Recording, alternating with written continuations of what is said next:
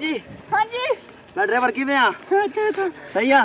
बहुत अच्छा ड्राइवर है। थोड़ी जी गुजारिश है मेरी। हाँ दस साल नाले मेरे फट दी यार। अच्छा अच्छा। थोड़ी तनख्वाह बता दो मालकिन जी। कितना दिया करा कर बड़े बड़े सार करे सा। थोड़ी तनख्वाह बता दे सो। बता दो। मैंने सोचने दे। ये जो ड्राइवर नहीं लबड़ा तैनू। मैंने सोचने तो दे। चल सोच ले। बता दिया काम चंगा करांदा है।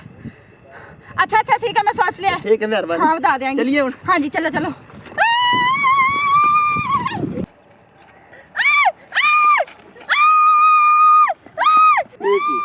रान चीका मारी वाई दी है तो झूर को चब्बल लगदा रुक ए आवाज कितों आंदी?